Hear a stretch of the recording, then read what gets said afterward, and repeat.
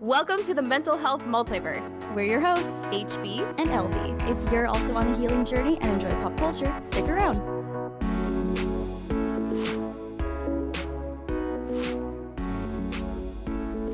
Hello, everyone. Welcome back to Mental Health Multiverse. I am HB here with my co-host LB, and today we are talking about Ratigan from the Great Mouse Detective, which was one of my favorite movies as a child. Yes, we'll get into first experiences. I thought I'd seen this movie, and then rewatching it for the purposes of this podcast, it was very evident to me that I did not watch this movie. It's great. So now you know how I feel when that happens to me. I'm like, I've definitely seen this, and then I'm watching it and I'm like, no way, I actually haven't. And it's also script like Incredibles. Yeah, I was like, I definitely have seen this, and then I was watching like, no, I haven't. But yeah, normally I'm the one doing that, and you're the one who's seen the movies a bunch, so it'll be a little different this time. The tables have tabled. Yeah. Yeah, I'm excited to talk about it. For those who maybe haven't seen it, first of all, I would say pause. Please go watch it. It's amazing. It's so good. Very underrated. If you're a fan of Sherlock Holmes, literally, you'll love this movie. It came out in 1986, so spoilers. There's going to be spoilers. But anyway, if you haven't seen it in a while, haven't ever seen it, a quick synopsis is that the movie starts with this toy maker being kidnapped in front of his very small child named Olivia. And so she seeks out the help of Basil of Baker Street, who is basically Sherlock Holmes. But on the way, she meets a mouse named Dr. David Q. Dawson, I believe is his full government name. And he is a mouse who is new to London. He just came back from serving as a doctor in the war in Afghanistan, I think is his backstory, much like what's his face? Watson. I'm forgetting all their names now. And they sound similar. Anyway, he's new to London and he's looking for lodging, runs into Olivia. They go to Basil together. He's very rude and flippant and dismisses them up until Olivia says that her father was kidnapped by a bat with a broken wing and a peg leg. And that piques Basil's interest. And so Basil and Dawson and Olivia, she tags along, go on this little adventure to find her father, like I mentioned, who was a toy maker, and he was kidnapped by none other than Professor Ratigan, who is very similar to Professor Moriarty, Sherlock Holmes's arch nemesis. And he has kidnapped Olivia's father to help him make a replica of the queen so that he can overthrow her and rule over all of Mousedom, which we'll get into as like a whole thing because he's a rat, doesn't like to be called a rat, and wants to rule over all these mice. I don't know. There's something there. Something going on there. Yeah. So you'd never seen this before? How? Like, I guess not. I don't know. Like, I thought I had. I know I hadn't watched it as a child for some reason, which is like a mystery to me in and of itself because like I loved watching Scooby-Doo. I loved reading Sherlock Holmes. I read a lot of Nancy Drew. So I like loved mysteries. And yet somehow this movie has eluded me. And I don't like rewatching it for the purposes of this podcast. Like there was nothing bad about it because we've talked a lot about how I wasn't allowed to watch certain things growing up because they contained like witchcraft or I don't know, the devil. So, yeah, I don't know why I didn't see this growing up. I loved it. I loved this movie. I don't have any memory of the first time I saw it because, you know, it was out since I was born. So yeah. I could have watched it at any point in my childhood life. When I was watching it for the purposes of this podcast, I had some like, you know, visceral memories unlocked of seeing it, like remembering when the little ballerina toy opens up into a mouse at the very beginning. Like I just like little baby Heather remembers seeing that, you know what I mean? And it has so many iconic scenes as well that just like stick with you watching it as a kid. I don't think I understood the plot of this movie as a kid at all. Like You're just truly. like, it's so cute and pretty. Yeah, I had no idea it was like a Sherlock Holmes story until watching it for the purposes of this podcast. Like, but I also haven't seen it in my adult life, I don't think. I think maybe we watched it in college at some point, and maybe I had made the connection then, but like Mm. even college was almost 15 years ago for me at this point, so I'm like, eh. But anyway, I the scene when they're in the human toy shop, so not like Flaversham's toy Mm. shop, which is for mice, Mm. but the human toy shop with all of the like giant toys. That is so iconic to me. Like when Fidget the bat turns all of the toys on and they start like turning on and it's really creepy. Like Mm. vividly remember being like terrified of that as a child. I was also terrified of Fidget in general as a child. I was like, he is so creepy. His design is disturbing. It's Yeah, and the voice that he uses is like I'm like, like you're so creepy. I can't even do it. Like it's so Yeah. deep, but so nasally, but so In the back of his throat raspy. as well. Yeah. It's like, Yeah. how do you Like do all of I those got things at the once? I got the gears. I got the girl. I got Yeah, it's so good. I mean, that I don't know who that voice actor is, but they did a really good job. But the other scene that like really stuck with me was the scene in the clock tower, and that has stuck with me so much that I Mm. even like when I went to visit London as an adult, when I went like in 2009, I was like, it's Big Ben. I know that from The Great Mouse Detective. I love that. I know Big Ben from a cartoon. Yeah, exactly. I mean, like that was probably my first introduction to it, to be perfectly honest, right? Yeah. Uh, and yeah, so I think it's a fantastic and underrated movie. And I did get a chance to ask little LB about his rating for it. So for those of you who don't know, little LB is the little boy I babysit. He's now 9 years old because he has had a birthday since the last time we've talked about him on the show. So he's 9 years old. He likes to help us rate these movies on a scale of 1 to 5, one being horrible, five being the best. And he Mhm. rated it a 5 out of 5, which I was Oh. pleasantly surprised by because his Yeah. sometimes his taste, I'm like, or like when it's a quote unquote older movie, he doesn't like it as much. But 5 out of 5 for Great Mouse Detective. I love that. Because I think it's a nice blend too of like it's a little dark, but it's also really funny. And there's just enough intrigue to be like, how are they gonna pull this off? You know? Yeah. Yeah.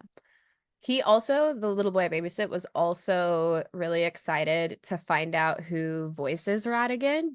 Do you know who voices Ratigan? Somehow I don't because I looked up the cast and that's how I found out why Basil is named Basil, which we can get into. But who voices Ratigan? Vincent Price. Do you know who Vincent Price is? Oh no, Oh Marissa. no. Oh no. Wait. I have to see a face. I'm a face girl. I'm not a It's fine. Well, first of all, you would recognize his face. It's very iconic. It's sort of like the old classic. It's an old classic face, but he's the voice that's at the end of Thriller. Uh, Oh, when darkness falls across the land, da da da da. oh, That's Vincent Price. But the reason he's at the end of Thriller is because he's a gotcha. very iconic horror actor. Like he originated in a lot of horror films like House of Wax, and there's a bunch of them. Oh, he was And in like the OG House of Usher, House on Haunted Hill, The Mask of Red Death, which I'm pretty sure I had to watch in high school. Interesting. Okay. yeah, Okay. but the little boy I babysit was like because it's spooky season, we've been listening to the song Thriller a lot.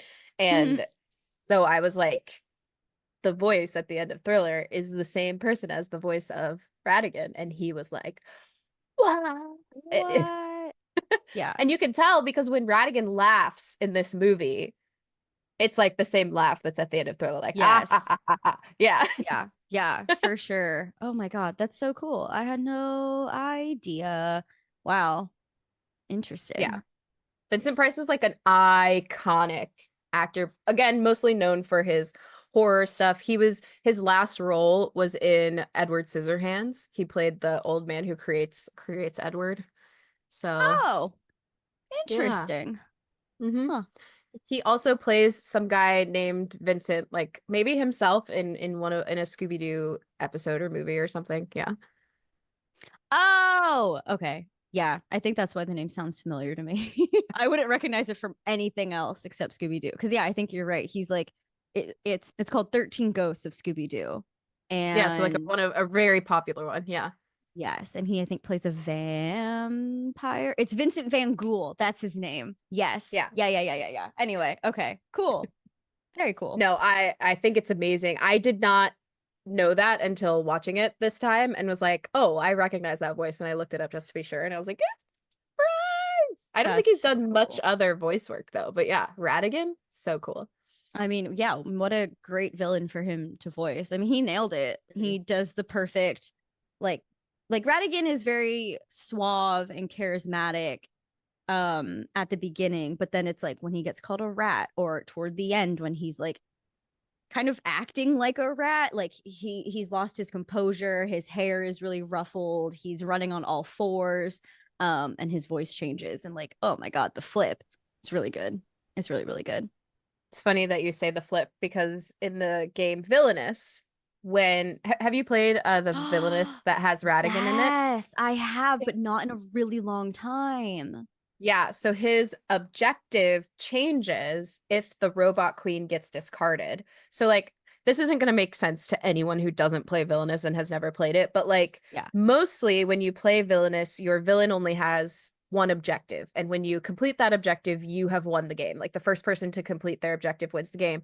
But Ratigan's can flip and then he turns into the rat, and then his objective switches from activating the robot queen to defeating Basil. And when you flip it, Oh. he goes from that like composure, the picture of him being composure, to that like ripped open, hair everywhere, like explosive anger.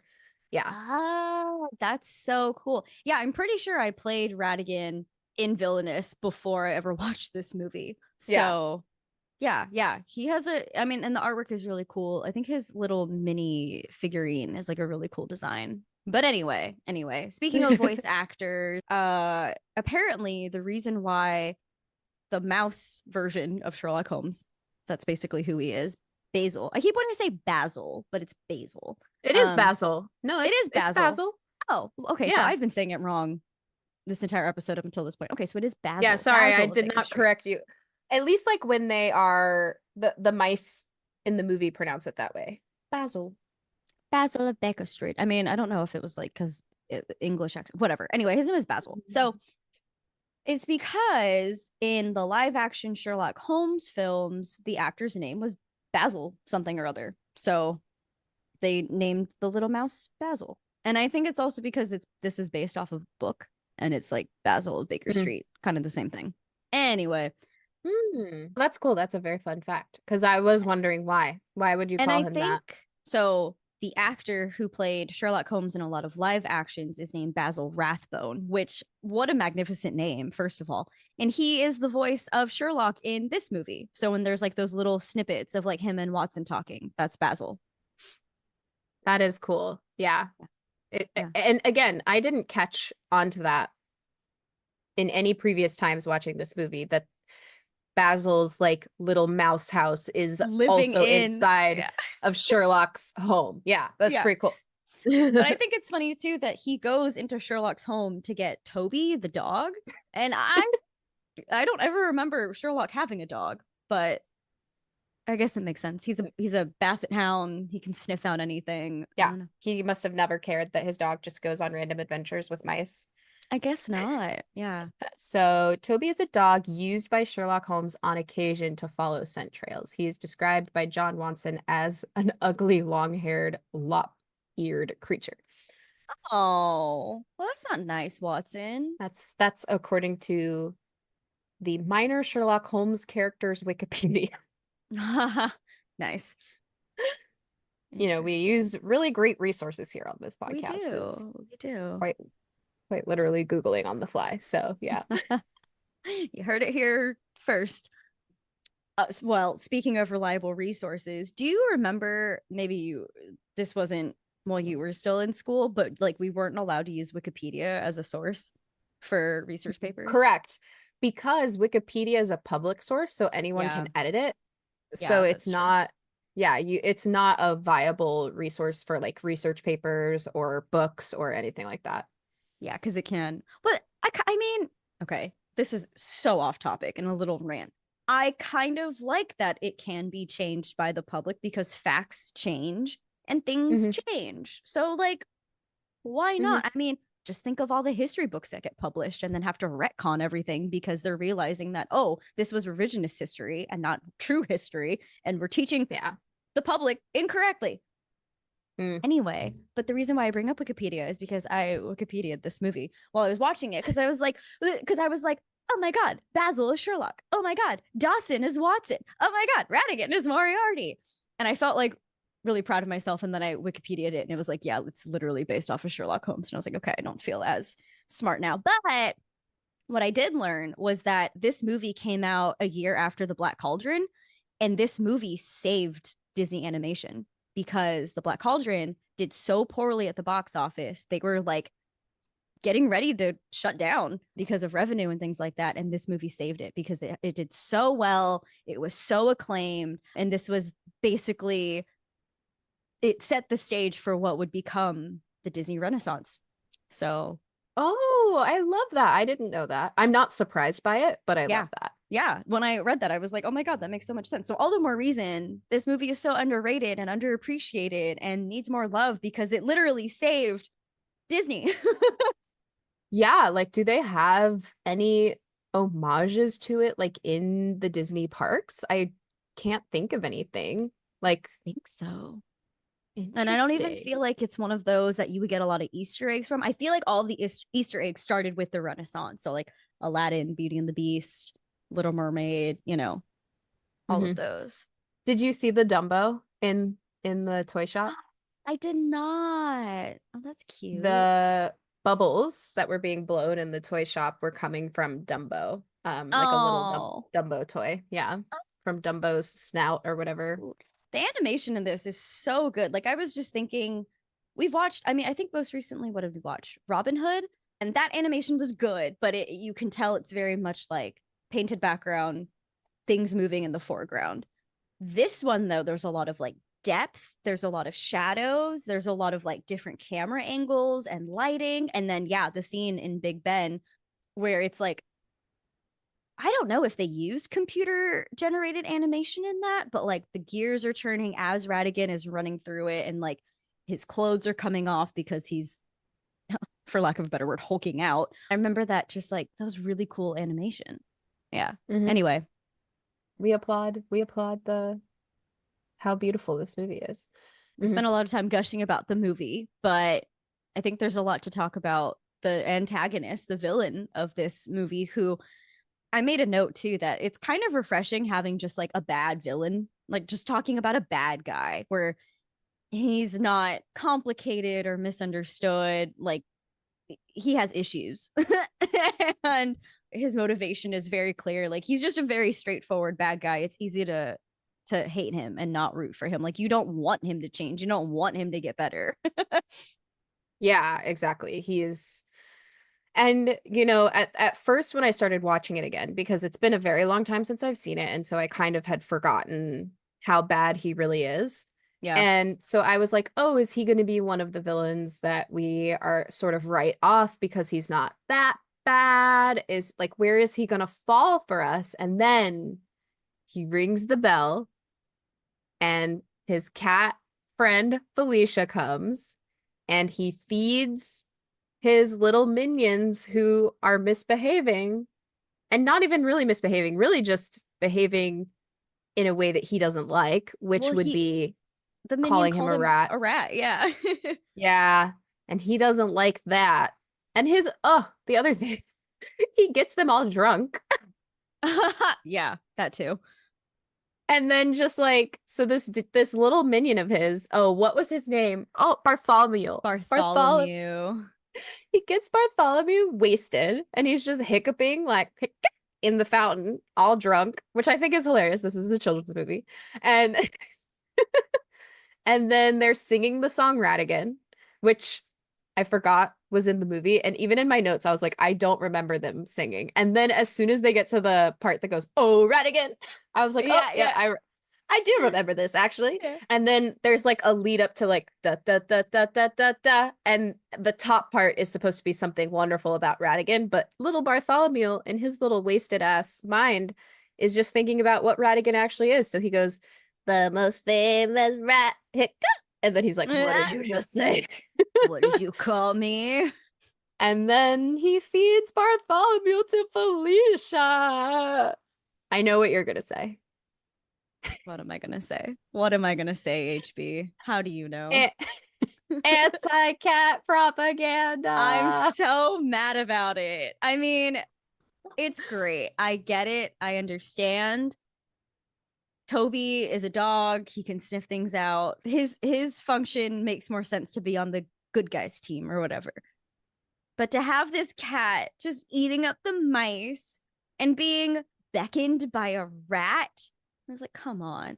Like you could have just at least they didn't go so far as to make her a black cat, which would have like I think pushed me over the edge, and that's what I would have started this She episode with. actually looked like a very well-kept cat. Doesn't she have a bow in her hair? She's She has a like, bow. She's very fluffy. She's well groomed. She's probably a little overfed, and it makes me wonder how many mice she's eating on a daily basis. But I don't know. yeah, well, all of that to say that like, yeah, Ratigan is it solidified him being a bad guy for me because I had Yeah, forgotten about that for sure. yeah, I was like, oh yeah, he just feeds people who behave in a way that he's not happy with to a cat, and that's pretty messed up. yeah, yeah. That was really dark. I wasn't expecting to see it happen on screen. Like Mm, while this movie is older and made for children, presumably, there were a lot of things happening in this movie where I was like, how is this a kids movie? Which also it's just dark. confirms it's dark. And it confirms to me that like one, just because it's animated doesn't mean it's strictly for children.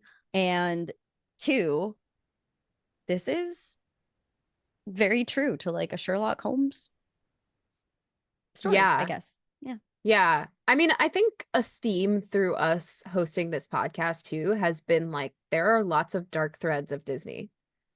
For sure. Many, many movies are darker than they seem. And I do think that's why there's that quote or saying or whatever about like the trauma that opens up every Disney movie, like someone's parent dies or something like this. And this Flaversham thankfully did not die, but he is very violently kidnapped in the first like 5 seconds of this movie. So It's brutal, and like poor Olivia just has to witness it. mm. Talk about trauma. And then she doesn't have a mom, and like ugh, this poor, and she's so cute and tiny, and she doesn't care that Basil is so rude to her and never gets her name right. Anyway, she's adorable. I think that Olivia was very resourceful after her dad was kidnapped Oh because yeah. she just immediately started looking for a detective, which I think is like, oh, that's cool. You're like a baby child, and this was the first thing you thought to do. Because for a moment, when Dawson finds her crying in the boot, I'm like, why did she leave her house? Like, why didn't she just Mm, stay in like a quote unquote safe space? But then when Dawson starts talking to her and she's like, I'm lost, I can't find Basil of Baker Street. That's when I'm like, oh, she's like out trying to find a detective. That's why she's crying in this boot. She didn't like run away from home. yeah. But also like how lucky for Dawson to like stumble upon her. It's just Yeah. like very, Yeah. very nice, very serendipitous. Yeah. And he's so sweet to her and very just kind. Mm-hmm. Yeah. The antithesis of Ratigan, for sure. Yeah. Yeah. That's a good point. Because I was gonna say it is interesting that Basil and Ratigan are very similar, much like how Sherlock and Moriarty are very, very similar. And just as much as Ratigan fails to succeed with his plans because of Basil, Basil also consistently fails in permanently stopping Ratigan. But they're both kind of selfish and egotistical. But I guess the difference is that, you know, Basil is actively trying to help people for the most part, and Ratigan just wants to rule over all of Mousestone. So I guess that kind of brings us to his background and motivation. What I understood his motivation to be is just, you know, based on his song, which, speaking of his song, it does remind me a lot of like Gru, where he's like, Gru's talking to his minions about like, we've done this. We've stolen the Statue of Liberty, the small one from Las Vegas. We stole the Times Square Jumbotron, blah, blah, blah. And Ratigan is singing about like, or talking about his Big Ben caper and, you know, this one and that. And now he's about to do the crime of all crimes, just not to steal the moon, but to usurp the throne and kill the queen or something. I don't know. But yeah, anyway, so what I understand is that that's his motivation, that's his driving force. He wants to be the biggest bad of them all, and that comes also with sitting on the throne. Saying that out loud has brought up some questions as far as like, how is he a professor but also like a very notorious villain with a lot of henchmen? And what is his purpose of sitting on the throne beyond just feeling like he has power? Well, he does. None of this necessarily has purpose, but he does like once he thinks that he has usurped the queen and he starts reading off the list of his demands from the people. Yeah. It is very much like about money and power and control. It's very much Mm-hmm. like, I'm going to tax the poor, I'm going to tax the children, which I'm like, children have no money, so I don't know how you're going to do that. But it sounds very much like it's coming from a place of control, which, you know, it's just interesting. It's almost like he that's the place where he sees he will have the most control, and then he can get money and, you know, I guess that whatever makes else. sense. I mean, I think there's a lot of politicians in our world today who see certain positions in office as positions of just global power. So, you know, there's that. Yeah. No, it's very relatable, I would say. Or I guess, you know, could to yeah, some of the things he was saying, I was like, this sounds like something a real politician would say. Yeah. I did love, though, I thought it was so funny to me that when the fake queen announces that Ratigan is going to be her royal consort, and he like breaks down the door and he's like dressed to the nines and all of this like really shiny stuff, and the face that he pulls where he's just like, ta-da, I'm here, and he has his own little crown. Yeah, I think it's really funny, but it I don't know, I feel like I have questions, which I know I'm contradicting myself, because before I was like, I love that he's just a straight up bad guy, but I have questions as far as like, how did a rat become such a notorious crime lord in the mouse kingdom? Why does he want to Mhm. rule the mice? Is it because they're smaller than him and he was banished from whatever rat land he's from or something? Yeah, um like, why is he with the mice and not, maybe because the mice are smaller and he feels like he can control them? I just looked up on in a quick Google about like, because I had questions too, like, what is he a professor of? mm, Why does the queen know who he is? Why does everyone hate him? Because that was the thing, when he comes out, everyone boos him, right? yeah. And what I found quickly is that there's a non-canon short story called The Professor's Portrait. I don't know what it's from. I'm just reading this on a Great Mouse Detective fandom wiki. And it says, shunned upon for all his life for being a rat in the mouse world, Ratigan managed to build an academic career, so to get himself respected in the community. Mm, And although he could never become anything more than a low-ranking chemistry professor at Oxford, he tried to, oh, this is fun. It says, eventually he met Basil, one of his pupils attending his classes, and certainly the most talented. Admirative of the young mouse's intelligence, Ratigan made Basil his lab assistant, intent on bringing him up as an intelligent mouse he could finally be friendly with. So I mean, one thing I was going to say too, so that's like a non-canon story, but it makes sense. But one thing I was going to say about Basil and Ratigan is that they are both geniuses, which I think is also the Mm, problem with Sherlock and Moriarty, right? yeah. Is that they're both geniuses. And so I think that's interesting about this villain is that he's not a stupid villain like we've seen in the past. And he's not Yes. like he's actually very intelligent and kind of outwits and traps Basil, which I think is really interesting. That trap was so over the top, though. It's so funny to me. Like, there is a giant crossbow pointed at this tiny mouse trap. My boyfriend came downstairs at the time that the mice get captured. Basil and Dawson get put into the mouse trap. And he was like, damn, that's brutal. Like, that's really dark. And then we like it pans out and we see the crossbow and the boot and the anvil and the axe that's gonna chop down them. And I was like, Ratigan is overcompensating. And I think that's like when we kind of get a first clue that he's becoming unhinged just a little bit. Like I thought the Mhm. whole he knew exactly what Basil was going to do to find him, and so he manipulated the situation so that he had the upper hand and surprised Basil, put Basil on his back foot, and then kind of went a little overboard is as far as like I'm gonna make sure that this mouse never sees the light of day again. So and went so far as to like set up a camera to take a picture of his dead body, presumably. Yeah, that was a whole thing. Um uh but I agree they are very similar. I think it's interesting. I still have questions as far as what you said with the non-canon story. Like, yeah, he's a rat in the mouse world, but how did he get there?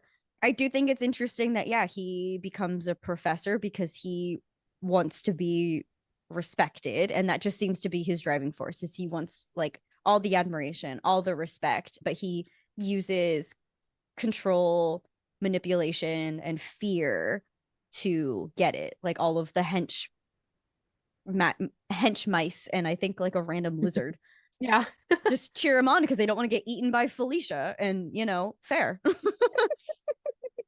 So that's a little bit on his background and motivation. I mean, we've talked about his personality traits so much at length. Very charismatic, suave, calculating, cruel, a little sadistic, but then on a dime, volatile, violent, a little unhinged, where the genius starts to become a little, I guess, manic. Yeah, just Very a little. explosive Yeah. anger.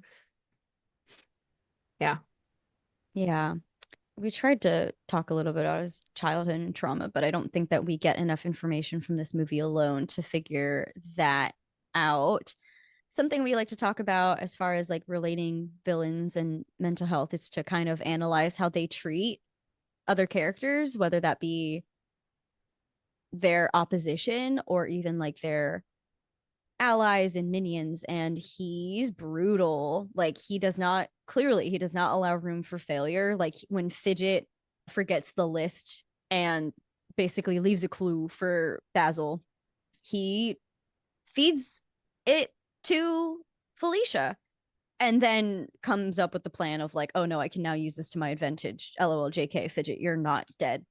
But Which like he Bartholomew, would be. Fidget would yeah, be dead if he did not fight back. Like this is true. With probably his peg leg. And then I have questions about Fidget. How did he get a peg leg? Why is his wing broken? probably from being Ratigan's helper. That's a very good point. Yeah. He just uses fear as a way to control people, and mainly fear of death. It seems like he recruits people who are kind of like down on their luck, need a job to get Mhm. to get by. So it's like he preys on people's need for survival, and is very manipulative in that way. Yeah. Yeah, and it's funny because he does seem to almost like respect Basil because he has the same like intellectual, he's like on the same wavelength as him intellectually almost in a Yeah. way. Yeah. So It's this it's constant almost game of like, chess. yeah, he has to eliminate Basil because Basil is the only person who can match his mind. But it's interesting because like I don't know, I'm thinking of like Batman and Joker or whatever, or I guess like we talked about in the What Makes a Villain episode, like Megamind, when they finally defeat their foe, they're like, oh, bummer. I kind of miss having someone on the same wavelength and someone who can match my wit. So while, yeah, they are trying to destroy each other, which remind me, does Ratigan die in the end? I think so. They both fall off the thing. Oh, yeah. And then Basil comes pedaling up on the blimp, I guess. Is that what he was pedaling on? I don't remember. Yes, not the blimp, but just like one Propeller. Thank you, propeller. Yes. And Ratigan just kind of like falls and disappears into the mist. It was funny too because Nate was still watching at that point, and he was like, "What's with Disney and all of their villains just like falling? There's so much falling," and I never really thought about it. Like all these people like quote unquote falling to their death. It's an easy way to ambiguously let someone die. That's true, unless they're Mother Gothel and then they turn to dust when they hit the ground. I feel like that one was pretty straightforward. And Clayton, yeah. We haven't talked about Have we talked about our rankings? I feel like we haven't talked about it in a couple episodes. Where would you put Ratigan? I see yours. Mm-hmm. And I see where you have Ratigan. And I'm second guessing myself. I don't know that I would actually put him that low on my list because he like kills people. He feeds them I'd to put him rats. He above. kidnaps the So queen.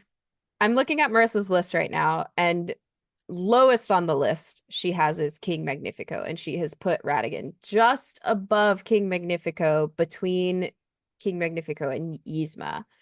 And I would put him higher than Yzma, and maybe even higher than Calabar. Yeah, I could agree with that. Yeah. So I think my Ratigan would be one step above Calabar, one level lower than Gaston. And I know you're the only one with the list. I'm looking and my list is blank. So I'm just been using yours as like a frame of reference. I will have to create my own list at one point and shuffle my answers as necessary. As I've been saying on the podcast, like I'd put this person here. I don't actually have a list, so I'm just going by what Marissa says. I mean, they're fairly similar, I think. You Yeah. probably would have. I feel like it's God, what am I trying to say? At number one, we have Frollo, for sure. We've so far only talked about a handful of villains up to this point. And so at the bottom of my list is King Magnifico. And that's kind of like the scale that we've been using when we talk about these villains. So I think it would be very similar. Just probably the ones in the middle would be a little different. Yeah. Yeah. Yeah. Because another thought that just came to mind while we were talking about this is that, like, yeah, Ratigan's smart, and yeah, he has Felicia as what he uses to threaten people, but like, what does he actually do? Like, he doesn't build the fake queen. He has to kidnap a toy maker to do that, and then uses his daughter, Olivia, to manipulate the toy maker into doing things. He's like constantly threatening to feed her to Felicia, which is like brutal. But like, I don't know what does he himself do? Well, he killed Bartholomew, so that's true. We watched it with our own eyes. With our own eyes on screen right there. Oh my gosh. But you're right. He does not end up completely succeeding in his plan.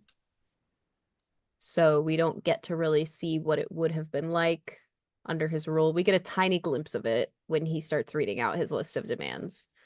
And we get a tiny glimpse of how much people hate him when he starts doing that. So that's true. Yeah.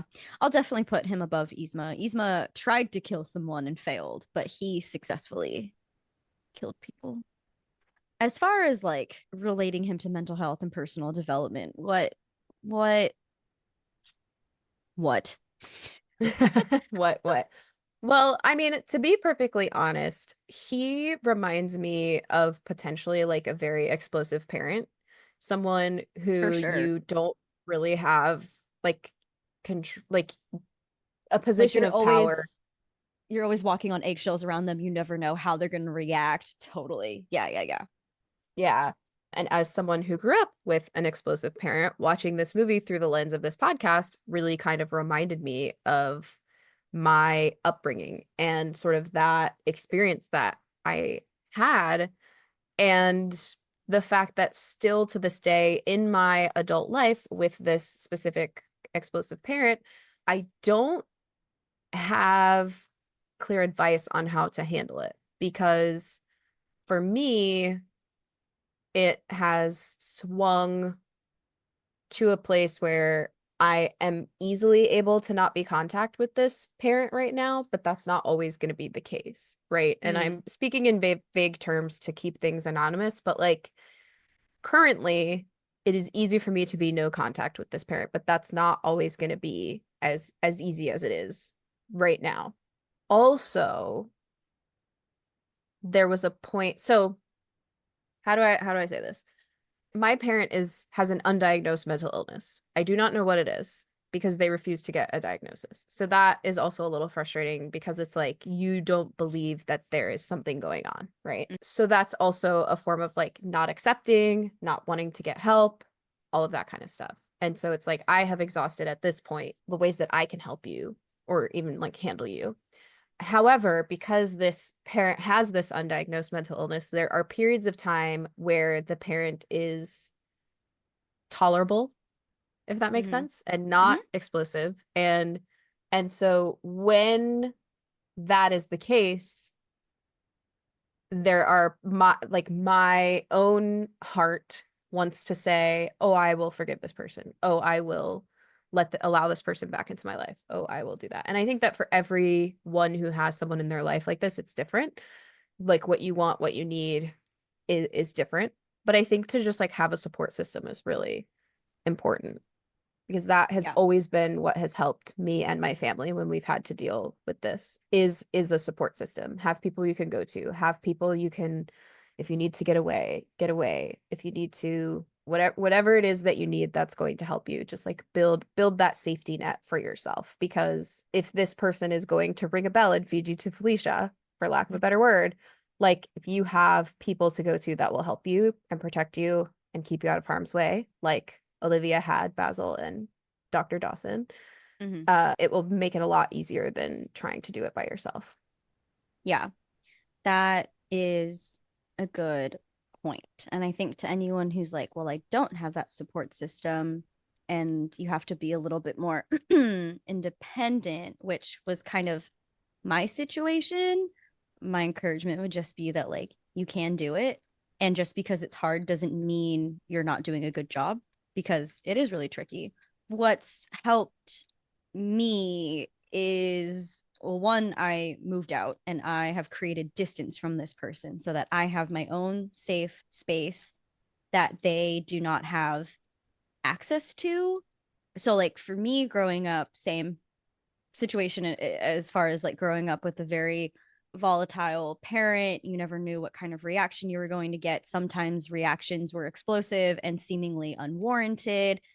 I think I've talked about this before on the podcast, but like one time I came home from a swim meet and like my entire room was trashed for no other reason than my mom was upset that like the house was a mess. And so she went into my room and made my room a mess. Like the mattress was on the floor, things were knocked off my shelf. It was a whole thing. Anyway, and that can be really hard, especially when very similarly to Ratigan, there would be periods or moments of like generosity, of kindness, of what I'm realizing now to probably be just like manipulation. Probably it is manipulation, right? Like my brother and I have kind of talked about this where we would do something. Okay, so I think I've talked about this on the podcast too, but my mom has always had an issue with dieting and doing fad diets, and whatever diet she was on, the whole household had to be on it to so that she wasn't like tempted to eat other food or whatever. Unfortunately, that meant that she had complete control over the food and when it was consumed.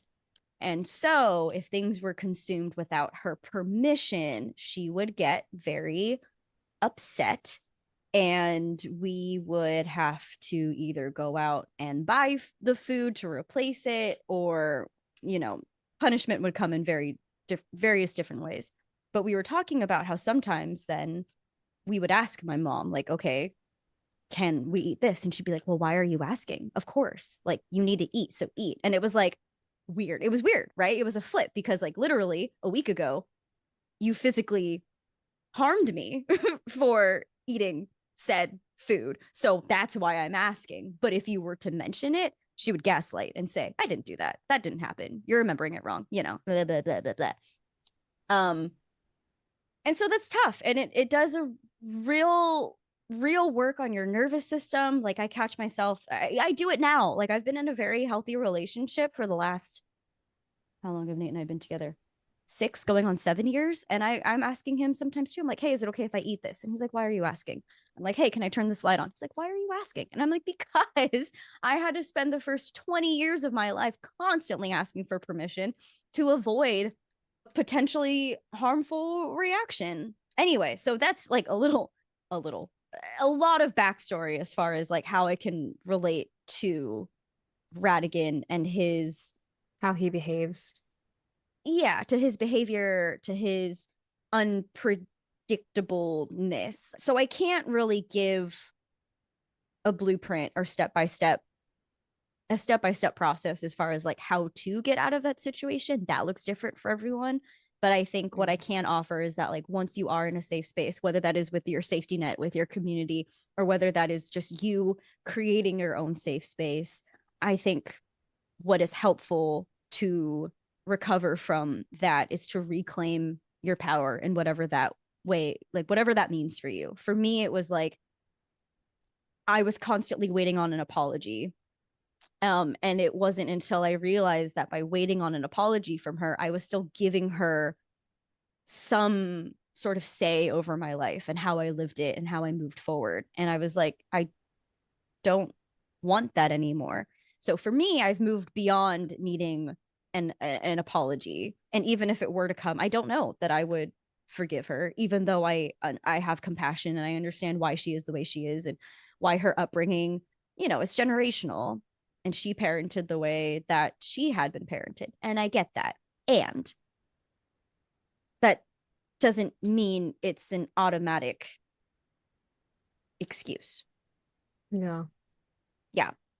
I'm losing my train of thought. So I'm trying to wrap up this quickly. But overall, to anyone recovering from that, first of all, I'm sorry you had to experience that.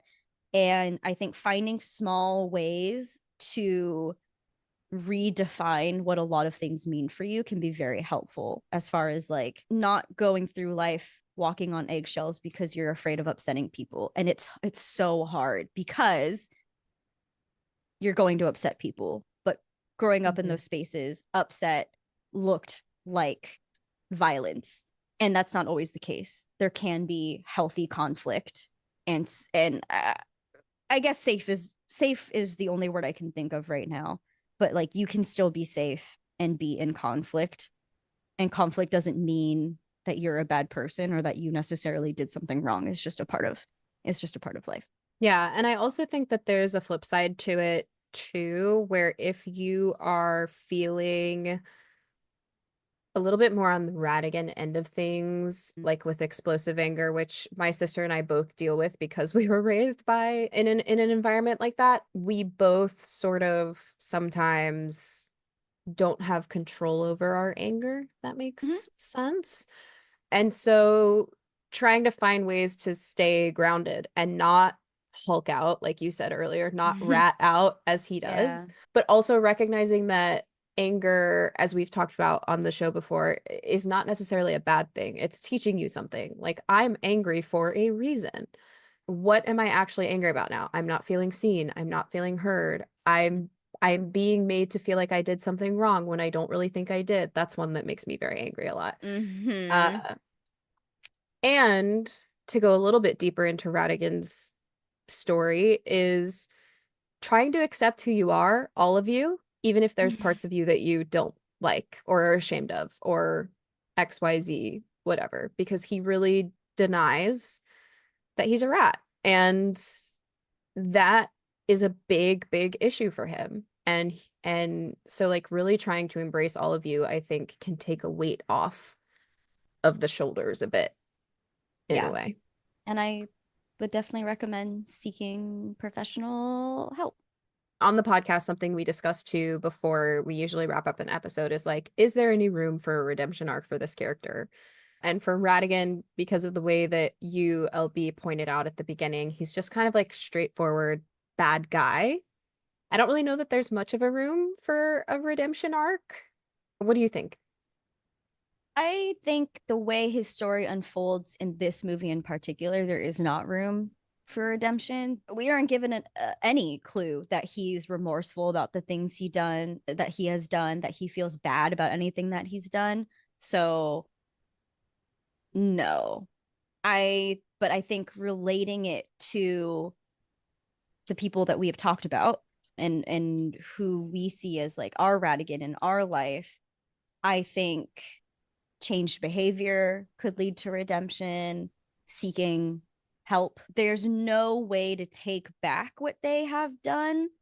And moving forward, even if there's changed behavior, there might always be some doubt and fear that they'll flip because that's how they've been, consistently for however long.